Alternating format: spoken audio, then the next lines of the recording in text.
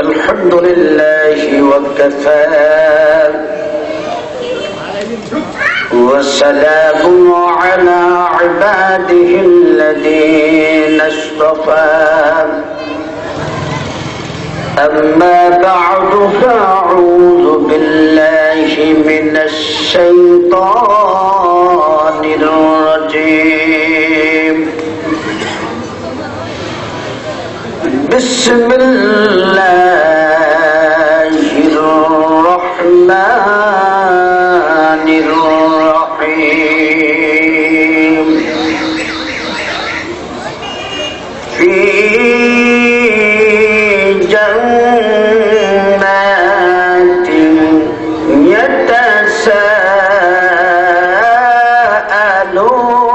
يتساءلون عن المجرمين ما سلككم في سقر قالوا لم نك من المصلين ولم نك نطعم المسكين وكنا نخوض مع الخائضين وكنا نكذب بيوم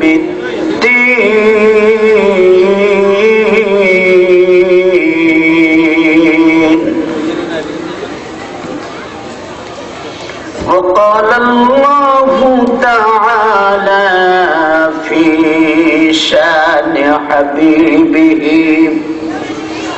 ومحبوبه آمنا ومخبرا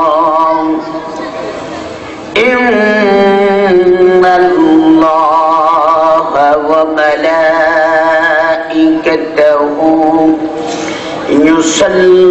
يصلون على النبي يا أيها الذين آمنوا صلوا عليه وسلموا تسليما اللهم صل على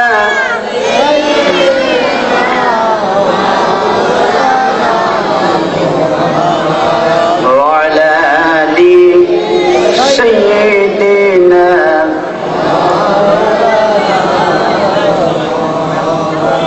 محبت উঁচু আওয়াজে পড়ি আল্লাহুম্মা সাল্লি আলা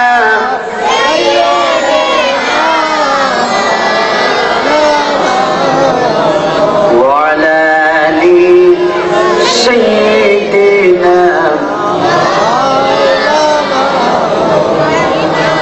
আরব দেশে মক্কার পরে যেথায় আমিনার ঘর খোদারি রহমত কৌতর হয়ে ঝরেছে বারংবার আল্লাহুম্মা সাল্লি আলা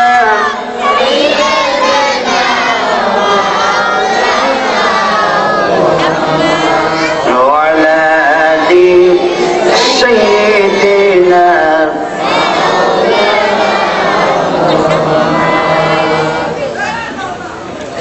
ঐতিহ্যবাহী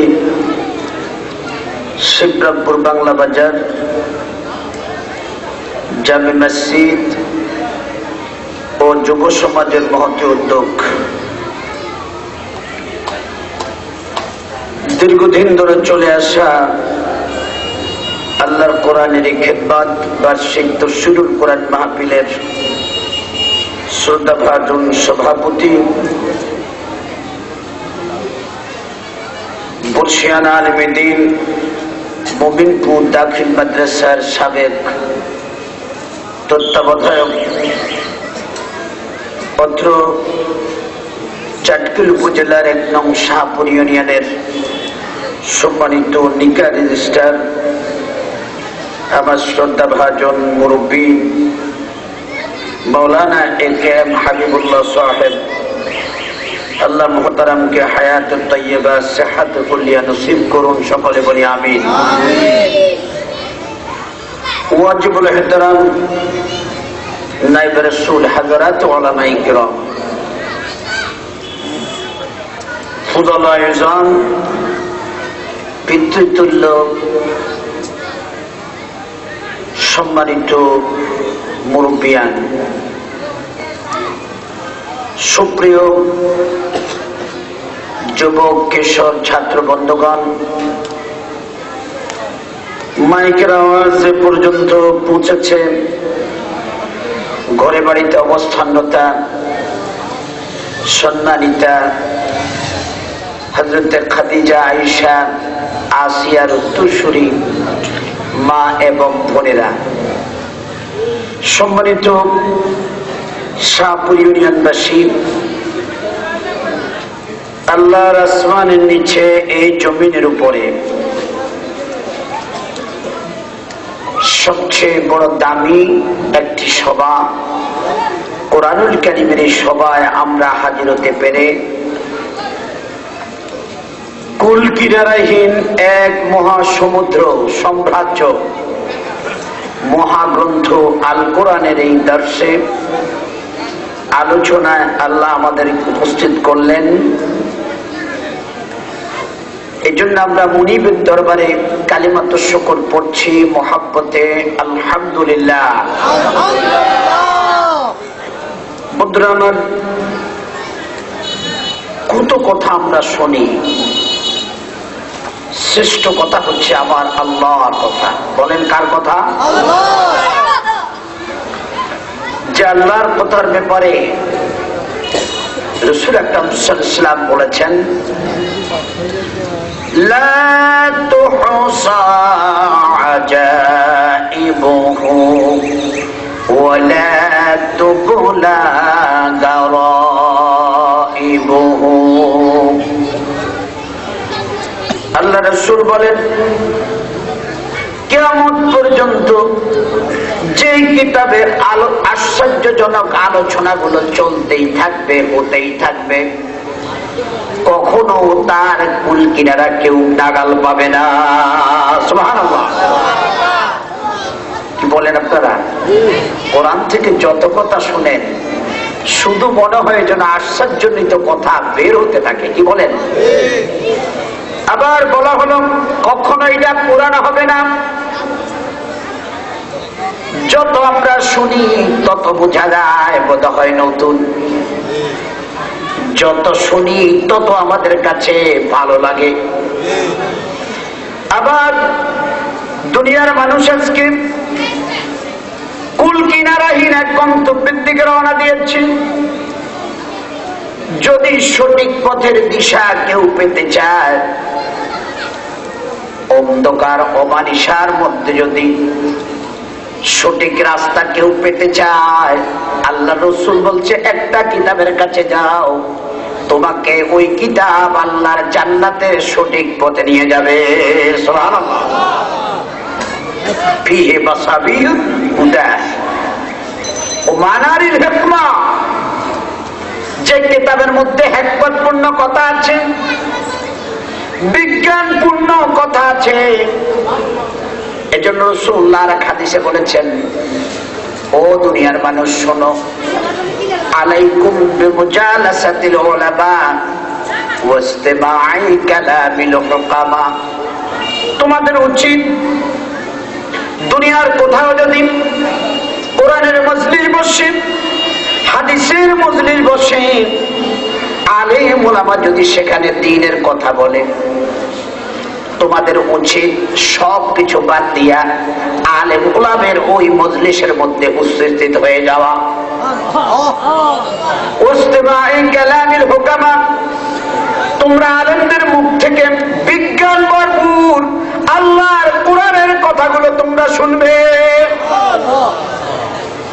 কেন শুনবা?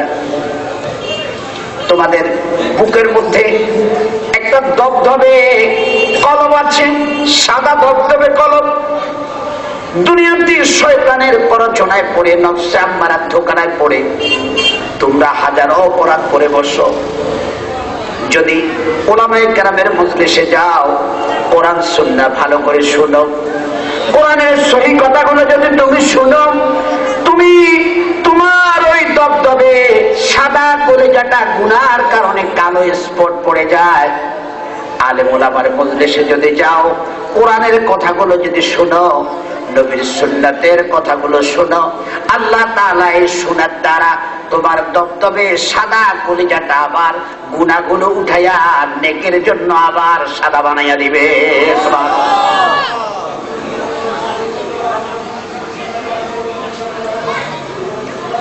আর এই দুনিয়াতে আল্লাহর কথার চাইতে শ্রেষ্ঠ কথা, উত্তম কথা, সঠিক কথা আর কোন কথা আছে? কোরআনুল কারীম আল্লাহ তাআলা সূরা আনআমের 115 নম্বর আয়াতে বলেছেন, ওয়া তাম্মাত কালিমাতু রাব্বিকা সিদকাও ওয়া আদালা। আল্লাহ বলেন, আমার কোরআন, তোমার রবের কোরআন, হে দুনিয়ার মানুষ শোনো, হে নবী, আপনার রবের কথা, কালিমা মানে কথা, এটার মধ্যে সত্য নিহিত আছে। সুবহানাল্লাহ। ওয়া আদালা, ইনসাফ, পূর্ণতা এর মধ্যে রয়েছে। দুনিয়াতে যত বই পুস্তক আমরা দেখি, যত লেখনী আমরা দেখি, যে যেই মতের অনুসারী সেই মতকে প্রাধান্য দিয়ে লেখে। আমার আল্লাহ এই কোরআনের মধ্যে কোন জাতিকে লক্ষ্য করে নাজিল করেন নাই, মুমিন মুসলিমকে লক্ষ্য করে নাজিল করেননি, কোন শুধুমাত্র হাজী গাজীকে লক্ষ্য করে নাজিল করেননি। আল্লাহ তাআলা কোরআনুল কারীম নাজিল করেছেন হুদাল লিন্নাস। আল্লাহু আকবার। এটা হলো তাবৎ মানুষের জন্য, যে অনাথ, যে মিসকিন, যে শাসক, যে শাসিত, যে কোটিপতি আর যে গাছতলার লোক, আল্লাহর কসম সবার কথা সঠিকভাবে ইনসাফপূর্ণ আল্লাহর কোরআন দেওয়া আছে, ঠিক কিনা? ওয়া তাম্মাত কালিমাতু রাব্বিকা সিদকাও ওয়া আদালা। দুনিয়ার কিতাবগুলোকে এডিট করা যায়, অ্যামেন্ডমেন্ট করা যায়, কিন্তু আমি এমন একটা কিতাব দিলাম, আমাদেরকে অনেকে বলে ব্যাকডেটেড, তোমরা কোরআন শোনো না। কারণ কোরআনের কথাগুলো হলো প্রাচীন, কোরআনের কথাগুলো হলো পুরাণ, তোমরা ওই দিকে যাইও না। এজন্য আমার বন্ধু, দুনিয়াতে অনেক জিনিস পরিবর্তন হয়।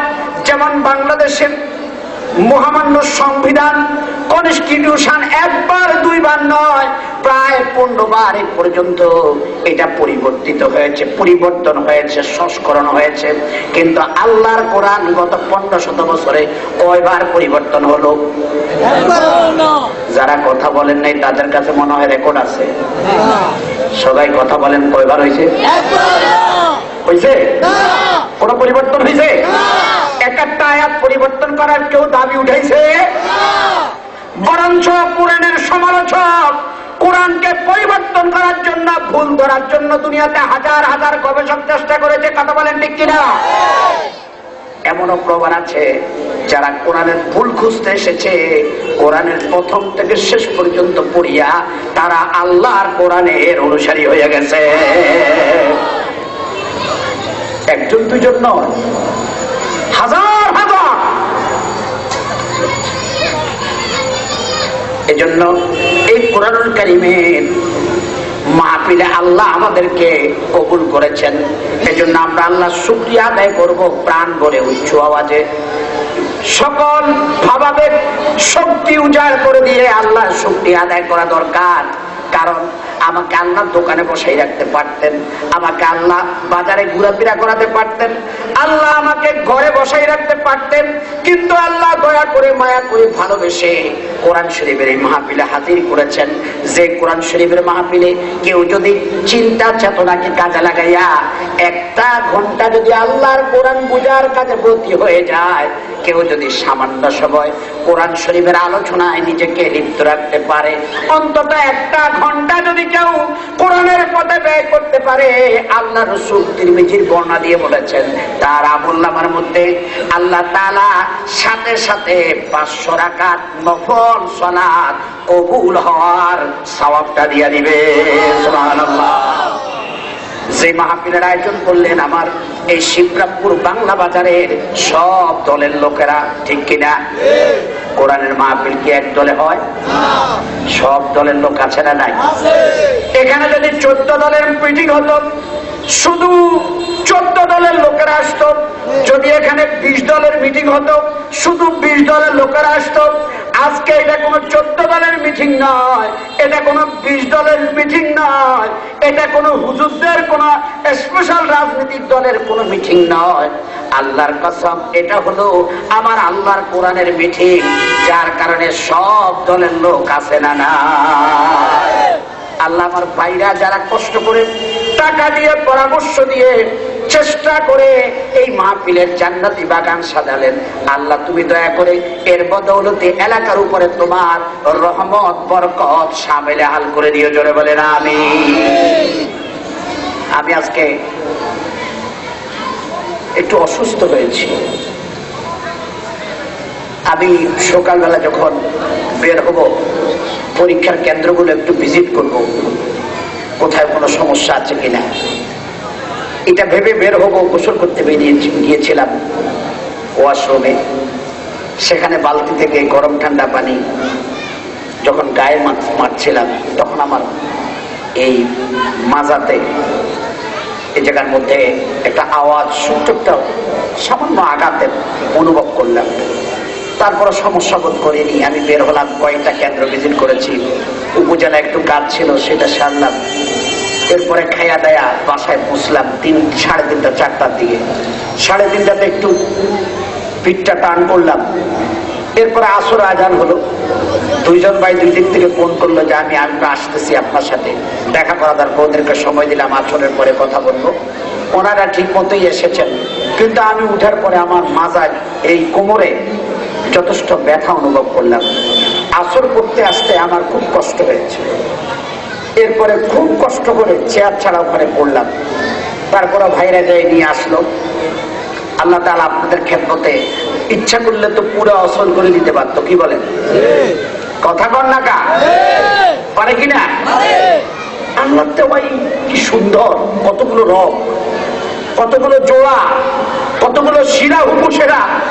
একটা রবকে যদি আল্লাহ বলে তুই একটু আমার নির্দিষ্ট পথের মধ্যে এই বান্দার জন্য প্রতিবন্ধক হয়ে যা, আমার সব মাত বাড়ি, আমার সব বড় মিয়াগিরি সব অ্যাডভান্স বদ্ধ হয়ে যাবে, ঠিক কিনা?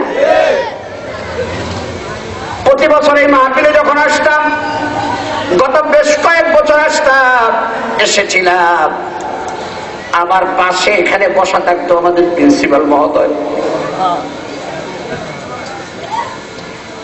জনাব মাওলানা আহমদুল্লাহ মাদ্দাজিল্লাহুল আলী।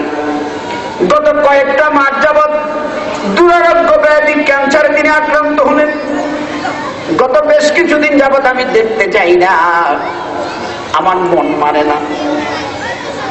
ওনাকে দেখলে, যে কয়েকটা দিন দেখলাম, ওনার অবস্থা দেখে চিন্তা করলাম, এ আল্লাহর বান্দা আজীবন মাদ্রাসার খেদমত করেছেন, তেমন সমাজের জায়গা মিলেন লিপ্ত হলো না, কিন্তু তিনি মারাত্মক ব্যাধিতে আজ কষ্ট পাচ্ছেন, শুধু অস্থিসার হাড্ডিসার হয়ে গেছে।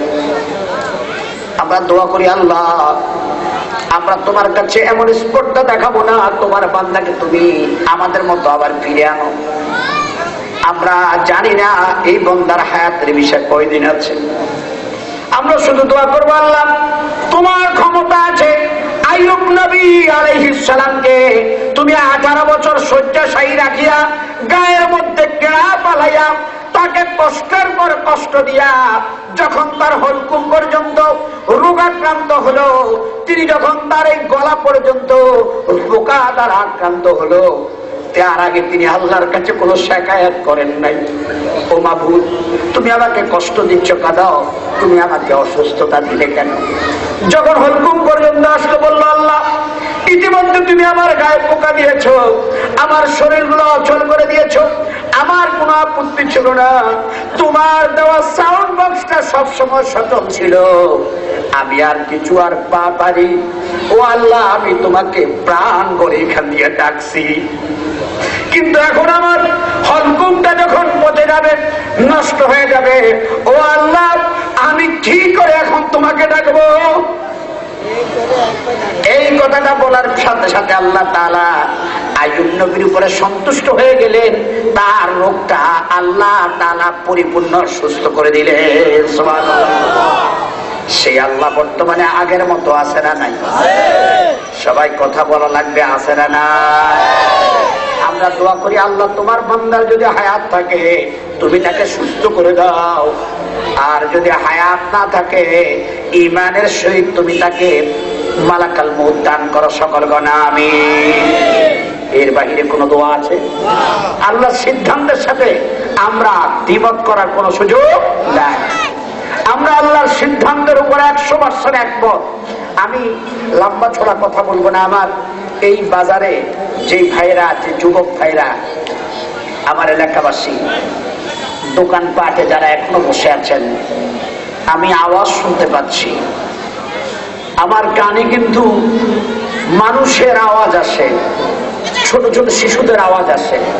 কোরআন শরীফ শোনার জন্য আল্লাহ তাআলা বাইন্ডিংস করে দিলেন 2টা শর্ত। কয় শর্ত? আমার সাথে কথা কি বলতে পারবেন আপনারা? কয় শর্ত দিলেন? 2টা শর্ত আল্লাহ জুড়ে দিলেন। ওয়াইদা কুরিয়াল কোরআন ফাসতামিউ লাহু, যখন তোমাদের সামনে কোরআন পঠিত হয়, কোরআনের আলোচনা হয়, কোরআন নিয়ে কথাবার্তা হয়, তোমাদের 1 নম্বর শর্ত হচ্ছে তোমরা এটাকে শুনবা। এই নির্দেশ দিলেন কে? আল্লাহ। নাকি বাংলাদেশের প্রধানমন্ত্রী? না। কোন হুজুর? না। কোন মুফতি? না। কোন শিল্পপতি? না। কোরআন শোনার নির্দেশ দিলেন কে? আল্লাহ। এটা আমার আমল শিখা ইসতামিউ।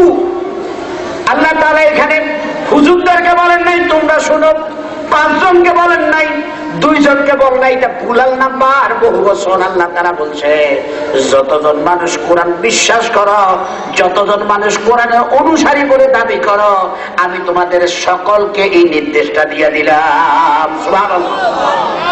ইসতামিউ জমা, ভুলাল নাম্বার। একদিকে শুনতে হবে, আর 2 নম্বর বাইন্ডিং দিলেন, শর্ত দিলেন, কন্ডিশন দিলেন। ওয়া আনসাতু, তোমরা চুপ থাকবে। কোরআন শরীফ যখন আলোচনা হয় কথা বলা যাবে না। কোরআন শরীফ আলোচনা হলে পরে ডিস্টারবেন্স করা যাবে না। কোরআন শরীফের ডিস্টারবেন্স করা এটা আবু জেহেলের কাম। কথা বলে ঠিক না? কোরআন শরীফের মধ্যে আলোচনার মধ্যে গন্ডগোল করা, কোরআন শুনতে বাধা প্রয়োগ করা, এটা কোনো মুসলমানের কাজ নয়। এটা হলো মিস্টার আবু জাহেলের কাজ। আবু জাহেলের নাম জানেননি আপনারা? বাড়ি কোনা নেই, কোন জেলায়, কোন জায়গায়? মক্কা মুকাররমাতে। মক্কা মুকাররমাতে সে সংসদের বিশ্বনবীকে বিভিন্ন ভাবে বাধা দিয়েছে, কোন বাধায় কিচ্ছু হয় না। মক্কার জমিনের মধ্যে কোরআনের কর্মীদের উপরে আঘাত করেছে, কিন্তু তারপরে কোরআনের কর্মী কমে না, দিন দিন তার কর্মী কমে। ঠিক কিনা? কোরআনওয়ালাদের সংখ্যা দিন দিন কি বাড়ে।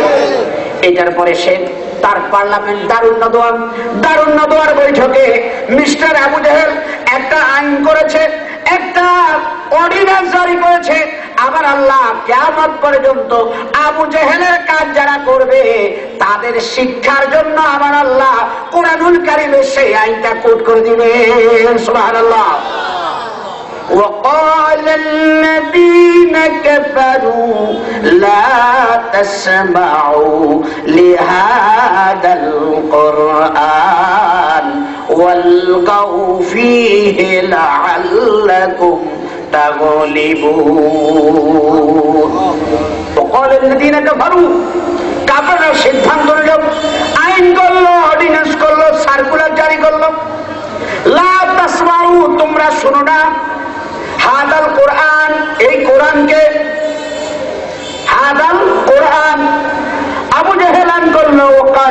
আল্লাযীনা কাফারু লা তাসমাউ লিহাদাল কুরআন, এই কোরআন শোনা যাবে না।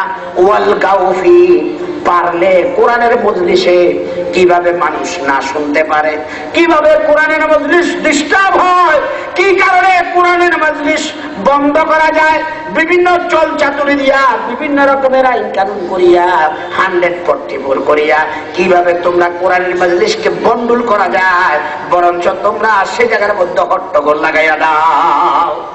ওয়াল গাউফি, তোমরা সেখানে বলতে কি করো, হট্টগোল করো, তোমরা সেখানে ঝগড়াঝাটি করো, এমন পরিস্থিতি ক্রিয়েট করো যাতে আল্লাহর বান্দারা কোরআন শুনতে না পায়।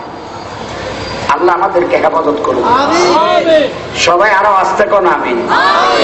কারণ আপনারা বোধ হয় মুখে দিয়ে কথাবার্তা বাহির হওয়ার পক্ষে নাই, আপনারা মহব্বতে কথা বলতে পারেন না, কোরআনের পক্ষে কথা বলতে রাজি আছেন, কথা বলেন রাজি আছে।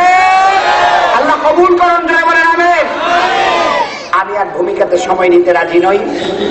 আমার পরে যেহেতু দুজন আমার থেকে প্রাজ্ঞ, বিজ্ঞ, অভিজ্ঞ, মাহের, এক্সপিরিয়েন্সদারি আলোচক আছে, আমি তো আপনাদের কাছের লোক, সেহেতু আমি দূরে কোথাও গেলে আমি সেখানে হয়তো বা আর একটু পজিশন নিয়ে যেতে হয়, কিন্তু কাছে তো, যার কারণে আমি আমার অবস্থানে আলহামদুলিল্লাহ আমি আল্লাহর সিদ্ধান্তের উপরে সদা সর্বদা কি সন্তুষ্ট।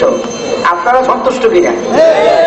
এটা হলো বন্দার কি, বন্দার কোয়ালিটি, এটা বন্দার কোয়ালিটি। আল্লাহ যখন যে হালে রাখে ওই অবস্থায় আল্লাহ সন্তুষ্টি কৃতজ্ঞতা প্রকাশ করা, কথা বলেন ঠিক কিনা? এক বুজুর্গ ব্যক্তি দেখলেন তার সাথে পড়ছে পিছনের ক্লাসের রুম নম্বর একেবারে 220-এর মধ্যে, অথবা একেবারে নিচে, 5 বার পরীক্ষা দিয়েও একটা ক্লাস পাস করতে পারে না, এই জাতের লোক আছে না নাই? আমার উত্তর জয়পুর আমি পড়াশোনা করেছি, সেখানে একটা বন্ধু বঙ্গের বাড়ি, সে 7 বার পরীক্ষা দিয়েছে, এই 5 পরীক্ষা, যতবারই পরীক্ষা দেয় কয় কিরে পাস করছি না, কাগুও এই ক্লাস, কাগুও। আবার আমার এক কাছের লোক, আমার ওয়াইফের বড় ভাই হন, ডিজিএম অগ্রণী ব্যাংক রিটায়ারমেন্ট, তো উনি ওই এলাকায় পড়াশোনা করেছেন, অন্য নানার বাড়ি হওয়ার কারণে উনি তখন এইটাকে নিয়ে একটা নাটিকা লিখেছেন, বাংলাদেশ রেডিওতে ওইটা প্রকাশ হয়েছে, কাগুও হয়ে গেলাস। আমি নিজে শুনেছি, আমাকে আবার সিডিটা দিয়েছে। যাই হোক, তো অনেক সময় এরকম ক্লাসের শেষে বসে, কিন্তু আল্লাহ তাদেরকে সুযোগ দিয়েছে, বিদেশ গেছে, অথবা একটা ব্যবসা বাণিজ্য ধরেছে, অথবা একটা ব্যবসা আল্লাহ তাকে করাক্কি দিয়েছে, তার রেজেকের মধ্যে অনেকগুলো টাকা পয়সা চলে এসেছে। এখন তিনি কি করেছেন, 5 তলা 10 তলা বিল্ডিং করেছেন, অত্যন্ত জাকানাকা বাড়ি গাড়ি করেছেন।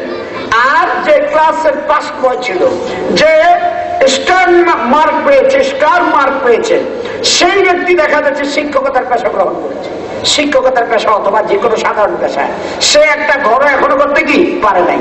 তো যাইয়া দেখে যে হাই রে, আমার বন্ধু তো 10 তলা বাড়ি করছে, 5 তলা করছে, তখন সে নিজে নিজে একটা কবিতা আবৃত্তি করেছে, রাদিনা কিসমাতাল জব্বারে ফিনা, রাদিনা কিসমাতাল জব্বারে ফিনা, লানা ইলমুন ওয়ালিল জুহাল মালুম।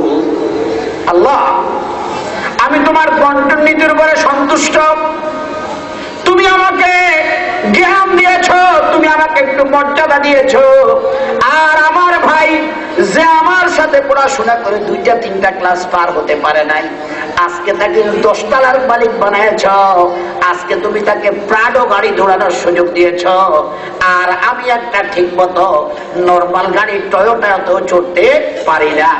আমি নর্মাল গাড়িতে সিএনজি যাওয়ার সময় যাইতে হলে যেই টাকা সেটাও আমার নাই। ও আল্লাহ, তোমার বন্টন নীতির উপর আমি কি সন্তুষ্ট, আমার কোনো আপত্তি নাই, আমার কোনো কিছু নাই, কারণ তুমি যাই দিয়েছ, তুমি যা দিচ্ছ, আমি মনে তোমার বন্টন নীতির উপরে সন্তুষ্ট। সুবহানাল্লাহ। আপনারা কি সন্তুষ্ট না? যা দেয় আলহামদুলিল্লাহ, ঠিক কিনা?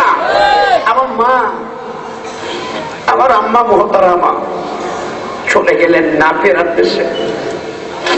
তিনি যখন আমি ক্লাস 2 অথবা 1-এ পড়ছিলাম, তো মায়ের সাথে তো শুতা, মাকে অনেক সময় বলতাম, মা কিচ্ছা কম, মায়েরা সুন্দর সুন্দর কিস্সা শুনাইতো আমাদেরকে ঘুম পাড়ানোর সময়।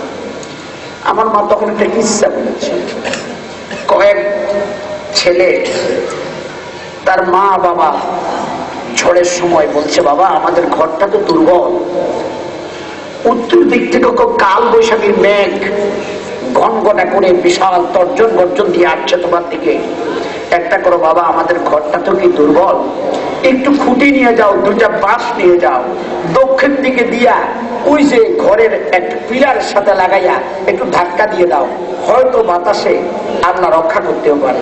ছেলেটা ভাবলো আমি দুইটা পিলার দিয়ে যদি এই ঘরটাকে ধাক্কা দিয়ে রাখি, আল্লাহর বাতাসের আওয়াজ, আল্লাহ যদি আমাদের ঘরটা পেলে দেওয়ার সিদ্ধান্ত হয়, আমি দুইটা কেন 20টা দিয়েও আমাদের ঘরটা রাখতে পারবো না। কথা বলে ঠিক কিনা?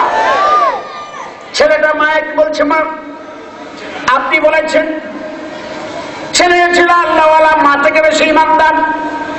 যেই দিক থেকে বাতাসটাকে ধাক্কা দেয়, ছেলেটা ওই দিকে যাইয়া দুটা বাঁশ লাগাইয়া দিল। বললো, তোমাকে বললাম কি, তুমি করলাটা কি? তখন ছেলেটা জবাব দিল, ও আম্মা, আমি আল্লাহর উপরে তাওয়াক্কুল করব। কার উপরে তাওয়াক্কুল? সবাই বলেন কার উপরে?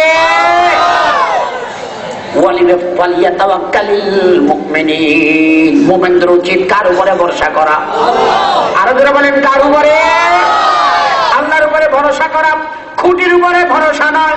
আমি আল্লাহর উপর ভরসা করেছি মা, আমার আল্লাহ যদি আমাদের ঘর ফেলে দেওয়ার সিদ্ধান্ত নেয়, 2টা 5টা 20টা খুঁটি দিয়াও ঘরটাকে দাঁড় করে রাখা সম্ভব নয়। কথা বলেন ঠিক কিনা? এজন্য আমি আল্লাহর উপর ভরসা করে বসে রাখলাম। কারণ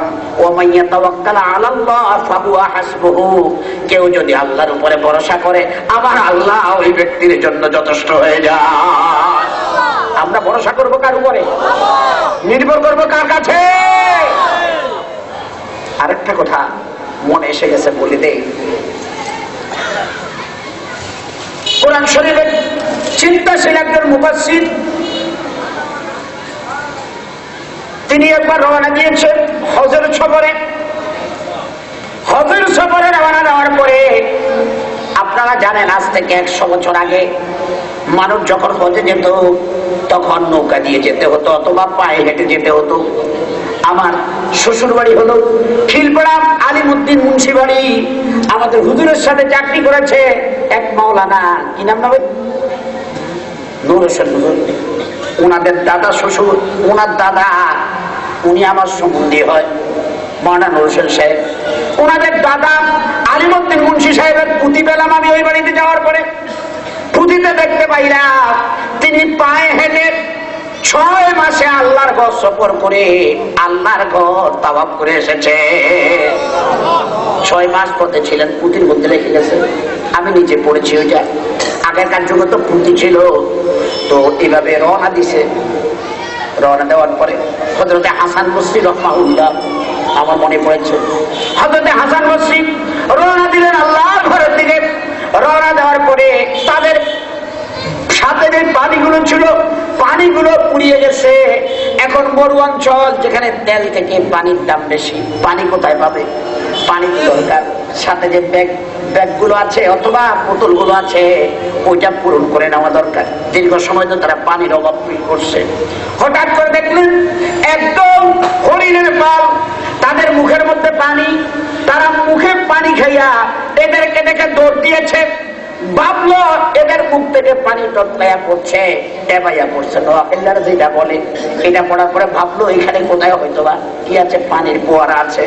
এ খুঁজতে খুঁজতে দেখলো যে একটা পানির ফোয়ারা পাওয়া গেছে। পানির ফোয়ারা পাওয়ার পরে দেখলো, কাছে যায় দেখলো পানিটা অনেক নিচে, ইন্দ্রা অনেক নিচে, ছোট্ট ছোট্ট হরিণ, হরিণটা বেশি বড় হয় না। ভাবলো আমরা তো দেখতেছি পানি অনেক নিচে, এর পাশে তো আর কোন পানির উৎস নাই। বুঝা গেল এই হরিণগুলো এখান থেকে পানি খাইলো। হযরতে হাসান বসরি ছিলেন আল্লাহর একজন বড় নেককার বান্দা। তিনি আল্লাহর কাছে ফরিয়াদ জানালেন, বারি ইলাহি, আমরা তোমার নেককার গোলাম, তোমাকে সজদা দেই। আমরা এখান থেকে পানি, কুয়া থেকে পানি উঠাতে হলে পরে আমাদের জন্য বালতি দরকার, জগ দরকার, কিন্তু এই মাসুম বকশিস শরীরের বাচ্চাগুলো কিভাবে এখান থেকে এত নিচ থেকে পানি খাইলো? আর তখন নাকি তাকে গায়ের থেকে একটা আওয়াজ দেওয়া হলো, ও আল্লাহর গোলাম হাসান বসতে শোন, তোমরা পানি খাওয়ার জন্য বালতির উপরে নির্ভর করো, আর আমার মাখলুক হরিণের বাচ্চাগুলো, তাদের কাছে তো কোনো বালতি নাই, রশি নাই, তারা কিভাবে পানি নিচ থেকে উঠাবে? তারা আমার আল্লাহর উপরে নির্ভর করে রয়েছে। ওরা আমার আল্লাহর উপরে নির্ভর থাকার কারণে আমি তাদের মুখ পর্যন্ত আমার রহমত দিয়া পানি পৌঁছাই দেওয়া আমি আল্লাহর দায়িত্ব হয়ে গেছে।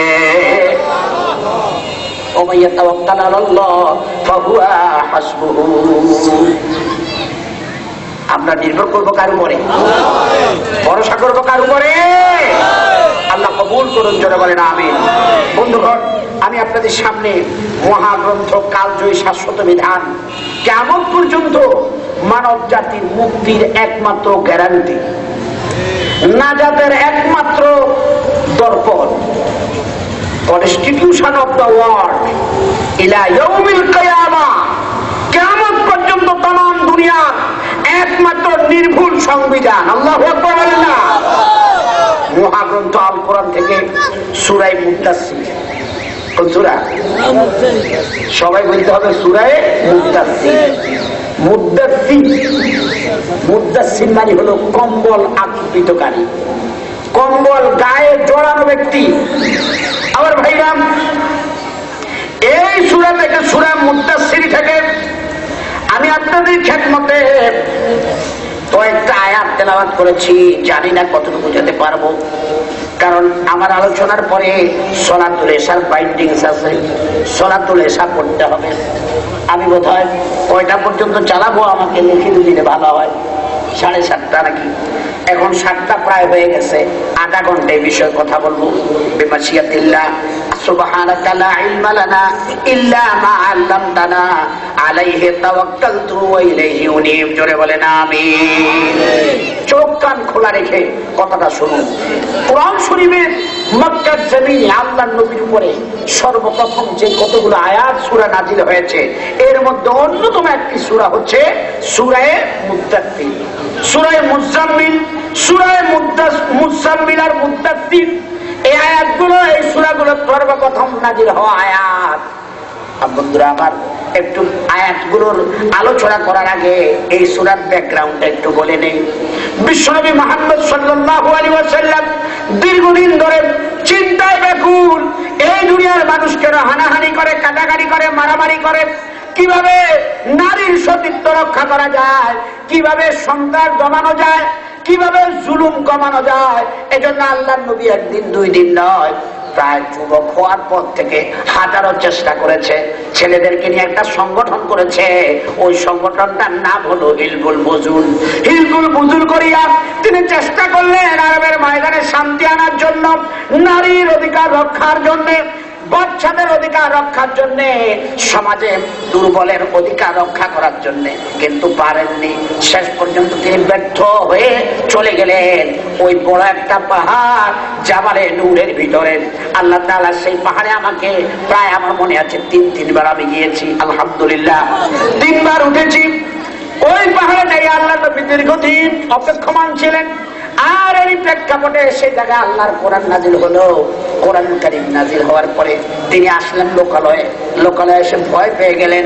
তার অত্যন্ত স্নেহময়ী স্ত্রী হযরতে খাদিজাতুল কুবরা রাদিয়াল্লাহু তাআলা আনহা তাকে সেই বিপদের সময় তাকে সাহায্যকারী ছিলেন, ওনাকে হেল্প করেছেন। এক পর্যায়ে কিছুদিন ওহী নাজিল বন্ধ হয়ে গেল। আল্লাহ নবী চিন্তা করলো, আহারে যেই নিয়ামত আমি পাইলাম, বুঝি এখন সেই নিয়ামত আমার থেকে হাত ছাড়ে দিয়ে চলে গেল কিনা। আমি যে কোরআন পাইলাম, এই কোরআন আমার কাছে জিবরাইল আসতো, এখন কি আমার কাছে আসা বন্ধ করে দিল কিনা।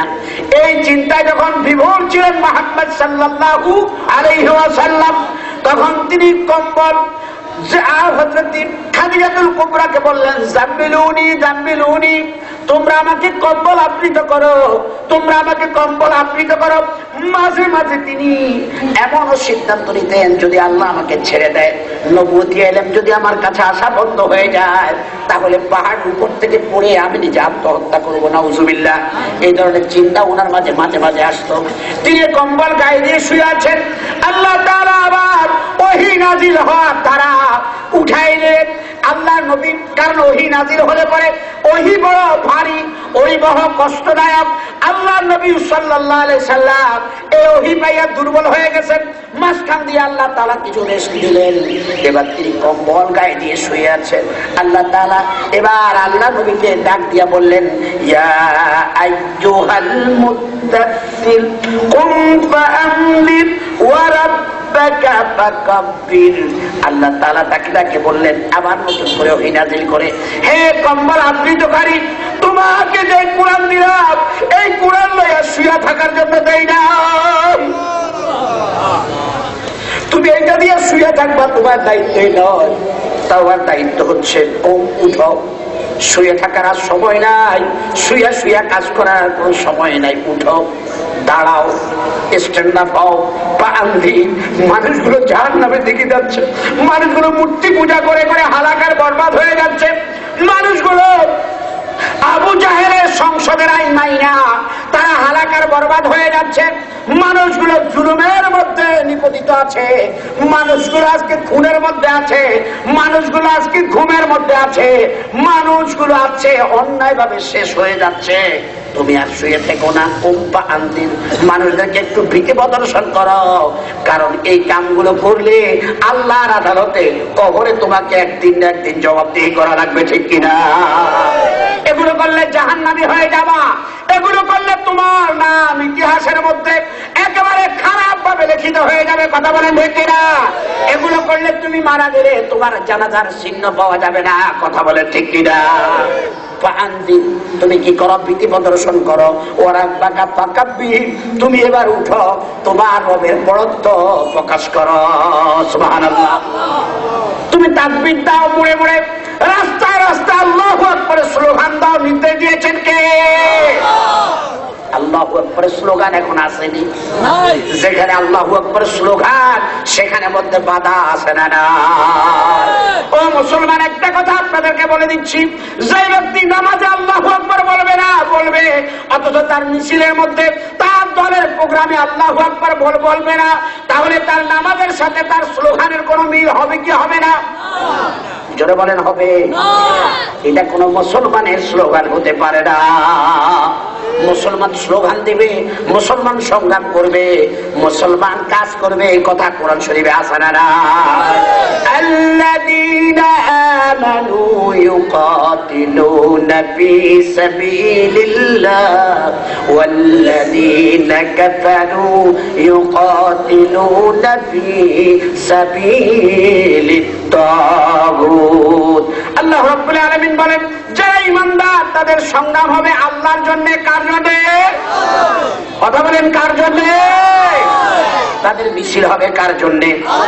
তাদের বিয়ে শাদী হবে কার জন্য? তাদের সন্তান লালন পালন হবে কার জন্য? তাদের লেখাপড়া হবে কার জন্য?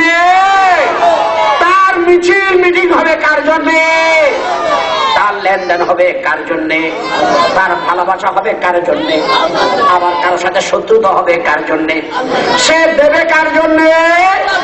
আবার দেওয়া থেকে বিরত রাখবে কার জন্যে? এই কথাগুলো আল্লাহর নবীর হাদিসে আছে না নাই?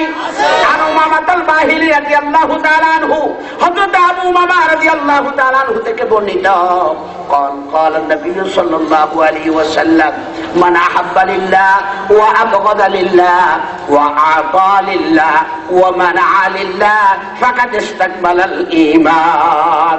কোন ব্যক্তি না আল্লাহর জন্য কাউকে ভালোবাসে, আবার কাউকে শত্রু ভাবে আল্লাহর জন্য, আপনি ফেরাউনের কাজ করবেন, আপনি নমরুদের কাজ করবেন, আপনি মিস্টার আবু জাহেলের কাম করবেন, আপনার সাথে কি বান্দাদের ভালোবাসা হবে নাকি শত্রুতা হবে? আর অবস্থা যত প্রতিকূল হোক, আপনি আল্লাহ আর কোরআন নিয়ে কাজ করছেন, ইমানদাররা আপনাকে ভালোবাসা লাগবে, ঠিক কিনা? আল্লাহর কসম ইমানদার আপনাকে ভালোবাসা রাখবে। কাউকে কিছু দেবে আল্লাহর জন্য, আবার কাউকে কিছু দেবে না, তাও আল্লাহর জন্য। কথা বলে ভেঙে না ইমান, তাহলে বুঝা যাবে যে আপনি পরিপূর্ণ ইমানদার হয়ে গেলেন। জোরে বলেন সুবহানাল্লাহ। ও বন্ধু, সময় অত্যন্ত কম, সূরার ব্যাকগ্রাউন্ডে আর আমি কথা বললাম না। এই সূরার ভিতর থেকে আমি কয়েকটা আয়াত তেলাওয়াত করেছি, আপনারা খেয়াল করে শুনুন, আর খেয়াল করে শুনে আমার সাথে একটু শেয়ার করবেন। আল্লাহ রাব্বুল আলামিন বলছেন, ফি জান্নাতিন ইয়াতাসাআলুন আনিল মুজরিমিনা মা সালাকাকুম ফি সাকার قالوا لم نك من المصلين ولم نك نطعم المسكين وكنا نخوض مع الخائضين وكنا نكذب بيوم الدين জোরে বলেন আল্লাহু আকবার। শক্তি নাই? ভালো লাগলো না? কোরআন তেলাওয়াতে ভালো লাগে না? মুনাফিকের ভালো লাগে না? যারা মুমিন তাদের কাছে আল্লাহর কোরআন ভালো লাগে কি লাগে না? সূরাটার নাম হলো মুত্তাকিন। সূরার নাম কি? ওরা কয় না অত কথা কইতে পারেন না? সূরার নাম কি? এখন মনে হয় ও 50% বলছে, 50 লোক বলে নাই। সূরার নাম কি? আরো জোরে জোরে সে বলেন। যতবার তেলাওয়াত করাইলাম ততবার সওয়াব আছে না নাই? দেরি হয়েছে না? অ্যাডভান্স তাৎক্ষণিক সওয়াব এসে গেছে। আয়াত নম্বর হলো 40 থেকে আমি আপনাদের খেদমতে 40 থেকে পড়লাম 46 আয়াত পর্যন্ত, 6টা আয়াত। জানি না কতটুকু আপনাদেরকে নিয়ে যেতে পারবো। আল্লাহ তাআলা বলছেন, ফি জান্নাতিন ইয়াতাসাআলুন, জান্নাতীরা যখন জান্নাতের মধ্যে পৌঁছে যাবে তখন তারা একে অপরকে জিজ্ঞাসাবাদ করবে, মুবাহাসা করবে, কনভারসেশন করবে। ইয়াতাসাআলুন, একজন আরেকজনকে জিজ্ঞাসা করবে আর প্রশ্ন করবে আর জবাব নেবে। আল্লাহু আকবার বলেন। জান্নাতে যাইতে রাজি আছেন নি? কথা কোন রাজি আছেন? জান্নাতের কাম না করিয়া জান্নাতের আশা করা, এটা কি বুদ্ধিমানের কাজ নাকি বোকামির কাজ? কোরআন না মানিয়া জান্নাতে কেউ যেতে পারবে? হাদিস না মানিয়া কেউ জান্নাতে যেতে পারবে? গতকালকে কোরআন অধ্যয়ন করতে যায় একটা আয়াত পাইলাম, ইচ্ছে পারে মানে দাওয়াত করে পারে শতার রাতে যে কাম বিজাতাম দে কাফেররা দারা জান্নাতুল মাওয়া আলম। আল্লাহ তাআলা কোরআন শরীফের ভিতরে সূরা শুআরার মধ্যে আয়াতটা আমার এখন মুখস্থ নাই, গতকাল পড়েছি। গত রাতে 12টা বাজে আমি কোরআন অধ্যয়ন করে ঘুমাইছি বাসায় ফিরে, কারণ এমন কোনো দিন যায় না আমি একটা না একটা আলোচনা রেডি না করি এবং আল্লাহর কোরআনের এক একটা দিক না পড়ি। যদি কোরআন না পড়ি আমার ভালো লাগে না, কারণ আমার কোরআন পড়া মানে আমার আল্লাহর সাথে কথা বলা, ঠিক কিনা? গতকালকে সেখানে বললাম মক্কার কাফেরদেরকে আল্লাহ তাআলা লক্ষ্য করে বললেন, ও মক্কার কাফেররা শুনো, তোমাদের কাছে তো সুই আছে, আবার উটও আছে। উট ছিলেননি? ছিলেন? আর সুই ছিলেন? সুই দিয়ে কি কাম করে? কয় না কি ওইসের পুটকির মধ্যে ছিদ্র আছে না নাই? এটাতে আঙ্গুল যাই বলি। আল্লাহ কয়, ও দুনিয়ার মানুষ শোনো, যে ব্যক্তি কোরআন মানবে না, হাদিস মানবে না, ফেরাউনের আইন মানবে, নমরুদের কথা মানবে, আবু জাহেলের স্বভাব মানবে, আর আল্লাহর কাছে বসে ইল্লাল্লাহ ইল্লাল্লাহ করিয়া জান্নাত চাইবে, এই ব্যক্তির জন্য জান্নাতে যাওয়া তেমন অসম্ভব যেমন ভাবে সুইয়ের ছিদ্র দিয়া একটা উট ঢুকানো অসম্ভব। সুইয়ের ছিদ্র দিয়া উট ঢুকানো যাবে? কথা কর না যাবে? যাবে? সুইয়ের ছিদ্র দিয়া সুতা একটা ঢুকাইতে জান বাইরে যায়, ঠিক কিনা? কিন্তু সেখান দিয়ে আল্লাহ উদাহরণ দিলেন, আল্লাহর উপমার মধ্যে হিকমত আছে না? না। একজন কবি তার অনুবাদ করেছেন চেম্বারের মানে মিতাওয়াত করে পর সত্তর তেজ গাম মিজদম দে কাফির দর জান্নাতুল মাহওয়া আলম হাত্তা ইয়ালজাল জাবালু ফি সামিল খিয়াত। খাইতুন মানে হলো সুই। আরব দেশের মধ্যে আমি এবছর সৌদি আরবে সফরে, সেই গেল হজের সফরে, একটা জামা বানাইলাম, কাপড়টা আমার কাছে ভালো লাগলো, সেখানে দেখলাম খাইয়াতের দোকান, মানে টেইলারের ঘর, কারণ এখানে সুই দিয়া কাজ করে, সুই দিয়া কাজ করে। আল্লাহ তাআলা বলতেন হাত্তা ইয়ালজাল জামাল ফি সামিল খিয়াত। সাম্মুন মানে হলো ছিদ্র। ও দুনিয়ার মানুষ, আল্লাহর কাম করবা না, সমাজের মধ্যে আল্লাহর হুকুম মানবা না, শাস্ত্রের মধ্যে আল্লাহর আইনের বিরোধিতা করবা, শুধু 3 কড়া জায়গার মধ্যে আল্লাহর আইন নিয়ে বসে থাকবা। এই জাতের ভালো ভালো মুসল্লি আছে না? আমি জিজ্ঞাসা করি, মসজিদের জায়গাটা কার? আরো ধরে বলেন কার? রাস্তার জায়গাটা কার? আপনার ইউনিয়ন পরিষদের জায়গাটা কার? বাংলাদেশের পার্লামেন্টের জায়গাটা কার? তাহলে আল্লাহর দাবি হলো সব জায়গায় আল্লাহর আইন মানতে হবে। কথা বলেন ঠিক কিনা? এটা কি আমার কথা না আল্লাহর কথা? বিচারের মধ্যে আইন চলবে কার? সালিশের মধ্যে আইন চলবে কার? বিয়ের মধ্যে আইন চলবে কার? সব জায়গায় আল্লাহর আইন না মানিয়া, আল্লাহর আইনের চেষ্টা না করিয়া, কোন জায়গায় আল্লাহর আইন, কোন জায়গায় ফেরাউনের আইন, কোন জায়গায় মানব রচিত আইন, কোন জায়গায় নেতার আইন, কোন জায়গায় দলের আইন মানিয়া জান্নাতে যাওয়া অসম্ভব। ওইভাবে অসম্ভব যেভাবে সুইয়ের ছিদ্র দিয়া কোনোভাবে মুখ ঢুকানো সম্ভব না। ঠিক কিনা? ভাই কি করতাম? সত্য কথা বললে অনেকের গায়ে আগুন ধরে, অনেকে আমাদেরকে একটু কানা চোখে তাকায়। কথা বলে ঠিক কিনা? ওরা কথা বলে ঠিক কিনা? আল্লাহ কোরআন শরীফের মধ্যে বলছে, ও দুনিয়ার মানুষ শুনাম, ও বক্তারা শুনাম, যা তোমরা আল্লাহর কোরআন গোপন করবা, আমি বললাম আমার লানত তোর উপরে পড়বে। উলাইকা ইয়ালানুহুমুল্লাহ ওয়া ইয়ালআনুহুমুল লাঈনুন। যারা আল্লাহর কোরআনকে গোপন করে কথা বলবে, যারা সত্য কথা বলবে না, আল্লাহ বলেন যে আমার লানত তার উপরে পড়বে। শুধু আল্লাহ লানত শেষ নয়, ওয়া ইয়ালআনুহুমুল লাঈনুন। দুনিয়াতে আল্লাহর যত সৃষ্টি আছে, ওই মাসুম সৃষ্টিগুলোর লানত ওই ব্যক্তির উপরে পড়বে। জোরে বলেন নাউজুবিল্লাহ। বন্ধুরা আমার, নেককাররা যাবে কোথায়? কোরআনওয়ালারা যাবে কোথায়? আরো আসতে বলেন কোন জায়গায়? আরো জোরে বলেন কোন জায়গায়? জান্নাতে গেলে ভাই, দুনিয়ার মানুষগুলো যারা জান্নাতি, দুনিয়াতে তাদের শান শওকত কম না বেশি? কম। তাদের ক্ষমতা দুনিয়াতে কম না বেশি? তাদের প্রভাব কম না বেশি? ও বন্ধু, আবু জাহেলের প্রভাব ছিল, কিন্তু আবু বকরের তেমন প্রভাব ছিল না। কথা বলেন ঠিক কিনা? বেলালের মতো দুর্বল লোকেরা জান্নাতে যাবে, ওই হযরতে আসিয়ার মতো ব্যক্তিরা জান্নাতে যাবে। ঠিক কিনা? ওই ফেরাউনের প্রভাব ছিল বেশি, আর আসিয়া মায়ের প্রভাব ছিল কম। ঠিক কিনা? এজন্য আল্লাহ তাআলা আসিয়ার জান্নাতের কথা আছে না? না। আবার সূরা ইয়াসিনের ভিতরে ওই এলাকার বাদশা, ইন্তাকিয়ার বাদশা, আর এক পাশে হলো হাবিবে নাজ্জার। হাবিবে নাজ্জারকে তারা মেরে ফেললো, আল্লাহ জান্নাতের সুবাস দিয়ে দিলেন। ঠিক কিনা? কাইলাদখুলিল জান্নাত, তার প্রভাব ছিল কম, কিন্তু ওদের প্রভাব ছিল বেশি। কথা বলেন ঠিক কিনা?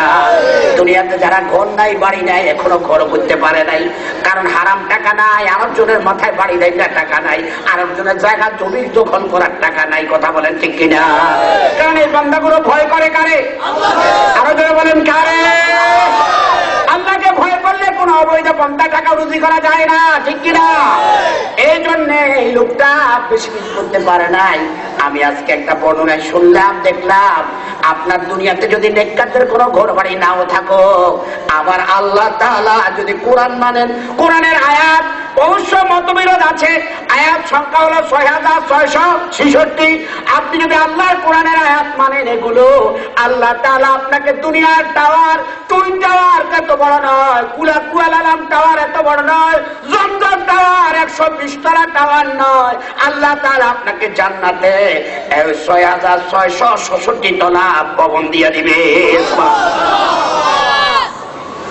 আর কি দিবে? আদাতুল ইবাদিয়াস সালিহিন, আমি আমার বান্দার জন্য এমন কিছু রেখে দিয়েছি, মালা আইনুন রাত ওয়ালা উযুনুন সামিআত ওয়ালা উযুনুন সামিআত ওয়ালা খাতারা আলা কালবে বাশার। আমার বান্দার জন্য আমি জান্নাতে এমন কিছু রাখলাম যেটা দেখে তারা খুশি হয়ে যাবে, দেখবে চিন্তা করে নাই, শুনবে কখনো কল্পনাও করে নাই। আল্লাহর কসম, এই জাতীয় নিয়ামত তাদেরকে আল্লাহ রেখে দিয়েছেন। সুবহানাল্লাহ। এখন জান্নাতে যখন যাবে, আল্লাহ তাআলা একজন জান্নাতের এই বাড়ি আর এই জান্নাতের এই বাড়ি, ওই বড় লোকের বাড়ির মধ্যে বেলকুনি আছে না নাই? দোতলার মধ্যে শেয়াল বসে বাতাস খাওয়ার জায়গা আছে না নাই? তফসিরের ভিতরে এসেছে জান্নাতীরা ওই পাশ থেকে এই পাশে বসবে আর তাকাবে হাজার হাজার মাইল দূর থেকে যারা জমিনে তাদেরকে কষ্ট দিয়েছে, নিরপরাধ লোকগুলোকে তারা আজকে কষ্ট দিয়েছে। আমাদের সমাজে নিরপরাধ লোক কষ্ট পায় কি পায় না? এই লোকগুলোর ব্যাপারে এই লোকগুলোকে জিজ্ঞাসা করবে, এরে দুনিয়ার মধ্যে এত নেতা ছিল, এত পয়সাওয়ালা ছিল, এত বড় ক্ষমতা ছিল, আজকে দেখতেছি জাহান্নামের মধ্যে দাউ দাউ করা আগুনে জ্বলতেছে। আবার আল্লাহ তাদের সামনে সেটা তুলে ধরবে। ও বন্ধু, এক পর্যায়ে আমি সংক্ষেপে কথা বলছি, খেয়াল করুন। আল্লাহ তাআলা বলছেন ফি জান্নাতিন ইয়াতাসালুন,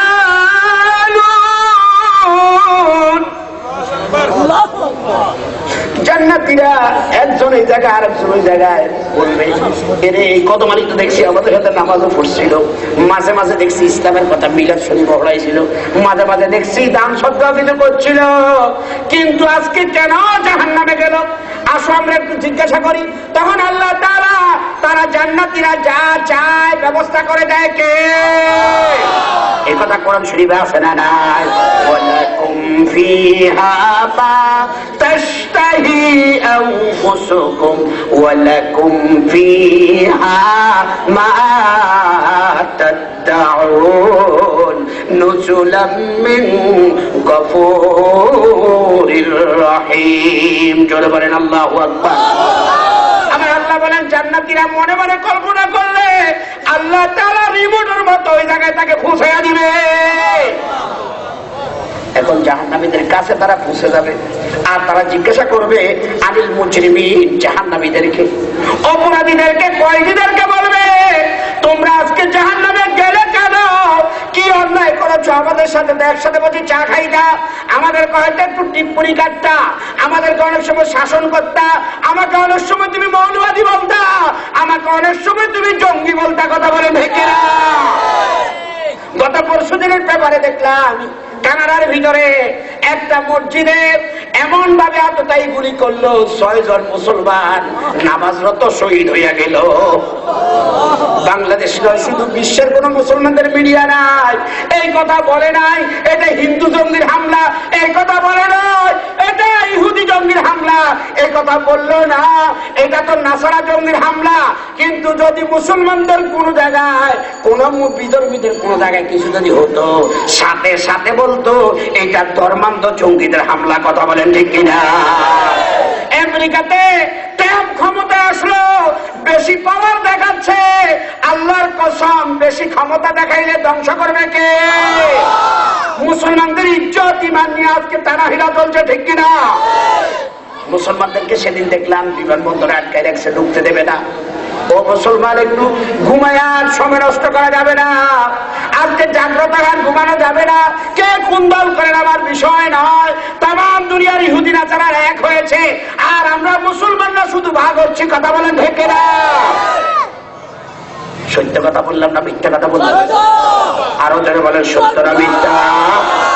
আমেরিকাতে আজকে মসজিদগুলোতে হামলা হয়, মুসলমানরা বিমানবন্দরে ইমিগ্রেশন পার হতে পারছে না, ওই জায়গায় তারা জামাত করে নামাজ পড়ছে, দেখাই দিয়েছে, ঠিক কিনা? পরশুদিনের আমি ইন্টারনেটে দেখেছি, গতকাল ইন্টারনেটে ঢুকতে পারিনি, তারা সেখানে নামাজ। আজকে মুসলমানরা বাধা পড়তে হচ্ছে। কিসের দল? কিসের এই দল সেই দল? আমরা এর থেকে বড় একটা দল ঐক্যবদ্ধ হতে চাই, আল্লাহর কোরআন হাতে নিয়ে, নবীর তাকওয়া সুন্নাত হাতে নিয়ে আমরা সকলে মুসলমানের দল। কথা বলে ঢেকে না। আল্লাহকে হাত তুলে দেখান, নারায়ে তাকবীর, নারায়ে তাকবীর। আল্লাহ কবুল করুন, আল্লাহ কবুল করুন। এর কত মানে কিলের কি যায় মানে গেছিস তুই যদি আঙ্গুল বউ অত আইতি হাকে হাকে টিও দিতি চাও খাইতাম, খাওয়াইতাম, হ্যাঁ একসাথে কথা আনন্দ ফুর্তি করতাম, তুই এই দল করা, সাই এই দল করি। কিন্তু আজকে কেন তুই জাহান্নামী? তখন সে বলবে মা সালাকাকুম ফি সাকার ক্বালু লাম নাকু মিনাল মুসাল্লিন। এক নম্বর বুঝবে এটা বন্ধু, আমরা তো আসলে নামাজি ছিলাম না। এক নম্বর কি? সবাই বলেন কি? আমরা মুসল্লি ছিলাম না। আমি যে দল করতাম সেই দল মিছিলে না গেলে আমারে শাসাইতো, কিন্তু নামাজ না পড়লে আমারও শাসাইতো না। কথা বলেন ঠিক কিনা? আমি এমন পক্ষে ছিলাম, এমন জায়গায় আত্মীয়তা করেছি, তাদের অন্য কোনো ক্ষতি হইলে আমাকে জবাবদিহি করতে হতো, কিন্তু নামাজের ব্যাপারে আমাকে কিছু বলে নাই। ঠিক কিনা? আমার একজন ফেসবুক ফ্রেন্ড সেদিন একটা স্ট্যাটাস দিয়েছে, আমার কাছে খুব ভালো লাগলো। তিনি লিখলো, আগে কোনো মানুষ মেহমানের বাড়িতে গেলে বলতো আমার ওজুর জায়গা দেখাই দেন, নামাজের বিছানা দেন। এখন মেহমান এক বাড়ি থেকে এক বাড়িতে গেলে কয় আমারে একটু চার্জারটা দেন। কথা বলেন ঠিক কিনা? আমার এখন নামাজের কথা, ঘরে ঘরে নামাজের পরিবেশ নাই। আজকে আমাদের সমাজে নামাজের প্র্যাকটিস নাই, আমাদের রাষ্ট্রের পদে নামাজের প্র্যাকটিস নাই। থাকলেও আছে 7কা নামাজ, খাটকা নামাজ, 60কা নামাজ। কথা বলেন ঠিক কিনা? খাটকা নামাজ বুঝেননি? খাটের নামাজ কিসের নামাজ? আরো যারা বলেন কিসের নামাজ? জানাজা হইলে হাজির এমনি ফরজ না ছড়ে না। হুজুর নামাজের নিয়ন্ত্রণ কবিতা। এরপরে রোজা না রাখলেও ঈদের জামাতে আসে না নাই? আবার শুক্রবার 5 ওয়াক্ত নামাজ পড়ে না, শুধু শুক্রবার আসে না নাই। কারণ কেউ নির্দেশ দিয়েছে হুজুররা কি কয় মসজিদের মধ্যে যাই এগুলো রেকর্ড কর। কথা বলেন ঠিক কিনা? এই লোকটাকে আসলে নামাজ পড়তে আসে না, রেকর্ড করতে আসে। এই জাতের মুসলমান আমাদের সমাজে কম বেশ আছে না নাই? বাংলা বাজার কম বেশ আছে না নাই? ছাম্বড়া আছে না নাই? শাহপুর আছে না নাই? আমার আপনার কাছে দাঁড়িয়ে আছে না নাই? তাহলে বেনামাজি ভাই আপনি যত বড় ইমানদার হন, হুজুর হুজুর ও হুজুর আমি নামাজ না পড়লেও কিন্তু আমার ইমানটা খারাপ না। কয়নি কয়নি? আরে কথা বলেন, কয়নি কয়নি? এর ইমান থাকলে না খাটো ইমান তো নয়। কথা বলেন ঠিক কিনা? ইমান থাকলে তো ইমানের ঠেলায় সে কি করতো? ও বন্ধু, এমন কি কোনো কথা আছে এই দল করলে নামাজ পড়া লাগবে, ওই দল করলে লাগবে না? এই পীরের মুরিদ হলে নামাজ লাগবে, ওই পীরের মুরিদ হলে লাগবে না, এমন কথা আছে? আছে? এই বাড়ির মুসল্লি হইলে নামাজ পড়া লাগবে, ওই বাড়ির মুসল্লি হইলে লাগবে না। মাদ্রাসার ছাত্র হইলে নামাজ পড়া লাগবে, কলেজের ছাত্র হইলে ভাই মাঝে মাঝে পড়লে সারবে, এমন কথা কোরআন হাদিসে আছে? কিসের আমাদেরকে বুঝাও? তাহলে জাহান্নামীর 1 নম্বর যারা নামাজ পড়বে না তাদের জায়গা হবে কোন জায়গায়? আরো জোরে বলেন কোন জায়গায়? সবাই বলেন কোন জায়গায়? জাহান্নামে যেতে রাজি আছেন? কথা বলেন রাজি আছেন? কে কে জাহান্নামে যেতে রাজি আছেন? হাত তোলেন। তাহলে জাহান্নামে যাইতে রাজি না থাকলে কি করা লাগবে? আরো জোরে বলেন নামাজ পড়া লাগবে। মাঝে মাঝে সময় অসময়ে মানুষ মরলে যে বাড়ির মানুষ একটা পারে বাপরে এই বাড়ির তো লাইনে লাইনে মুসল্লি বার হয় 3-4 দিন যখন যাই ইয়ারের আগের মতো রোজা যেমন হয়ে যায় কদিন মুসল্লি লাই আমরা সিজনাল মুসল্লি গুলাই আমরা দায়ী মুসল্লিরা জাগাই হাই না সবাই সব কি কর রোজার হইলে যে আবার রোজা যত বাড়ে মুসল্লি তত ওরে কথা কর না কা আবার ঈদের দিন দেখা যায় যে ফজরের জমাতে মুসল্লি নাই কুল্লু খালাস ঈদের দিন 5 ওয়াক্ত নামাজের একত্র হলে না এরকম বালা বালা নামাজি আছে না নাই বালা বালা মুসলমান আছে না রে সময় শেষ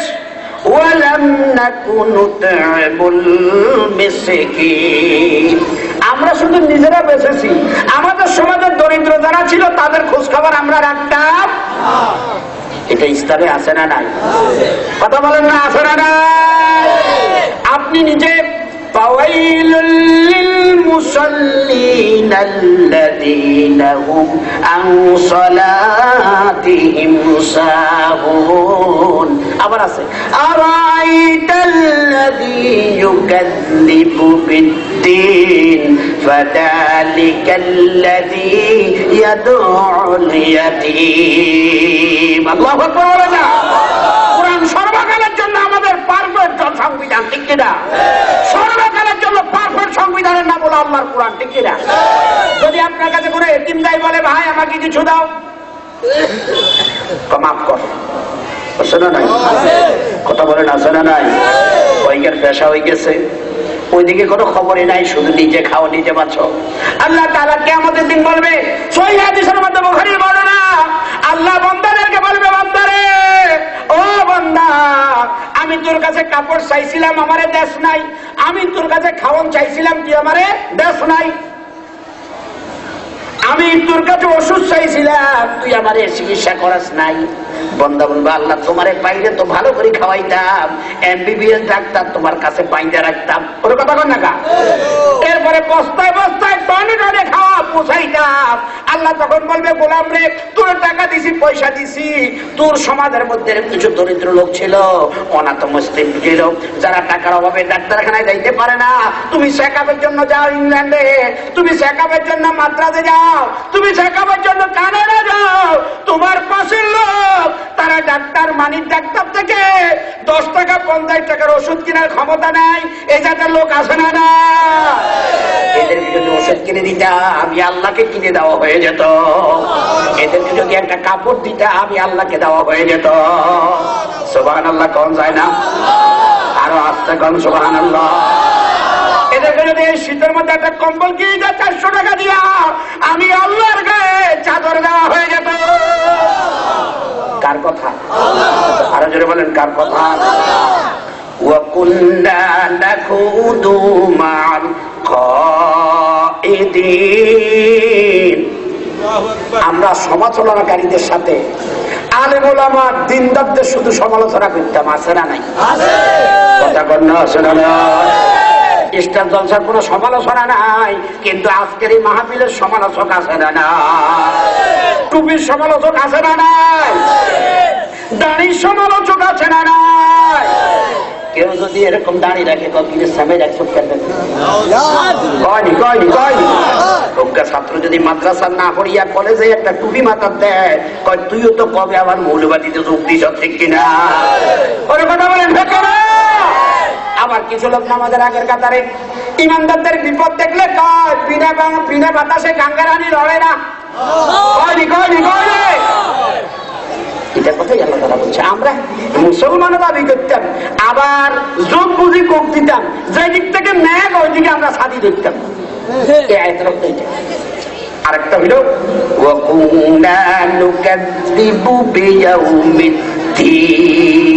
পরকালে যে আমার পাইপে করে হিসাব দেওয়া লাগবে, এটা যে আলেম ওলামারা বলতো, এটা যে আজকে মসজিদের মিম্বার থেকে বলতো, কোরআন হাদিস তো জানতাম না, আমরা বলতাম মোল্লা মৌলবী আমাদেরকে দাবাই রাখার জন্য, কোরআন দিয়ে আমাদেরকে দাবাই রাখার জন্য চেষ্টা করছে। আসলে আমরা মরার পরে বড্ডা হুজুর দিয়ে জানাজা পড়াই ফেললে, যত বড় মুনাফেক হই না কেন, যত ইসলামের বিরোধিতা করি না কেন, গরু 10টা খাওয়াই দিলে বোধ আল্লাহ পিছনের রাস্তা দিয়া কোনোভাবে আমাদেরকে জান্নাতে ফাটাই দিবে। ওর কথা বলেন, সম্ভব? এটা কি সম্ভব? কোরআন পুরো মানবে না, মুনাফিক কি করবে? রাসূলুল্লাহ আব্দুল্লাহ ইবনে উবাইর জানাজা গেছে, হযরত ওমর ইমাম আমার সামনে দেখছে, হুজুর কোনে যান? কই গিয়া জানাজা কেন যাই? কান্না জানার নাই কিনছে, আপনার ঘরে আগুন ধরাইছে, আপনার শরীর বিরোধন করছে, আপনার স্ত্রীর বিরুদ্ধে অপবাদ দিছে। ওর কথা বলেন, ঠিক কিনা? হযরত আয়েশার ব্যাপারে অপবাদ দিয়েছে এই মুনাফিক আব্দুল্লাহ বিন উবাই, দাড়ি ছিল, টুপি ছিল, বড় জুব্বা ছিল, নবীর পিছনে পড়ে নামাজ পড়তো। কথা বলেন, ঠিক কিনা? এই জাতের কিছু লোক বর্তমান সমাজে আসে না? না, আমরা ওদেরকে বলি বড় আমলদার। কথা বলেন, ঠিক কিনা? বন্ধু, কোরআন শরীফ সর্বকালের জন্য আদর্শ। কোরআন হলো এই পৃথিবীর জীবন্ত গ্রন্থ, তুমি যত রকম প্রশ্ন করো, প্রশ্ন করলে উত্তর পাবে এমন প্রাণ বন্ধ। কোরআন হলো এই পৃথিবীর জীবন্ত গ্রন্থ, বলেন কোরআন হলো জীবন্ত গ্রন্থ। যদি প্রশ্ন করো তোমার নাম কি হে প্রাণপতি, বলবে সে ইন্নাহু লাকুরআনুন কারীম। যদি প্রশ্ন করো কোরআনে তোমার দেশের বাড়ি কই, বলবে সে লাউহে মাহফুজ ঠিকানাহীন নয়। আল্লাহু আকবার। কথা শেষ। ওলা নাকুদুয়ান। একজনে জবাব দেন, কথা শেষ করছে। একজন আজানের জবাব দেন, এরপরে সর্বশেষ। এরা পরকালকে বিশ্বাস করতো? পরকালকে বিশ্বাস করতো? যে পাই পাই করে হালাল খাও হারাম খাও হিসাব করে খাও। কি শুনো, কার সাথে চলো, কার সমালোচনা করো? শুধু নিজে খাও নিজে বাঁচো। সমাজের চিন্তা নাই, রাষ্ট্রের চিন্তা নাই, দরিদ্রের চিন্তা নাই। আজকে জাতি হালাকের বরবাদ হয়ে গেছে, তোমার কোনো খবর নাই। এই জাতের বুদ্ধিহীন শক্তিওয়ালা যারা পরকালকে বিশ্বাস করে না, এই জন্য জাহান্নামে যাওয়া লাগবে। আমি আজকে জাহান্নামে যাওয়ার কয়টা কারণ বলছি। একটা হলো বেনামাজি, একটা বললো কি, 2 নম্বর হলো কি, 2 নম্বর হলো কি, 2 নম্বর হলো যে অনাথকে দরিদ্রকে কি দেয় না, খাদ্য দেয় না, খোঁজ খবর নেয় না। 3 নম্বর হইলো আলেম ওলামা দিনদারদের কি করা, সমালোচনা করা। 4 নম্বর হইলো পরকালের জবাবদিহির অনুভূতি ভুলে যাওয়া। আল্লাহ তাআলা এই আলোচনা থেকে আমাকেও শিক্ষা নেওয়ার তৌফিক দিন। হাযা মা ইনদি ওয়া লিল্লাহ আলাইহি তাওয়াক্কালতু ওয়া ইলাইহি উনীব। আসসালামু আলাইকুম ওয়া রাহমাতুল্লাহি ওয়া বারাকাতুহু।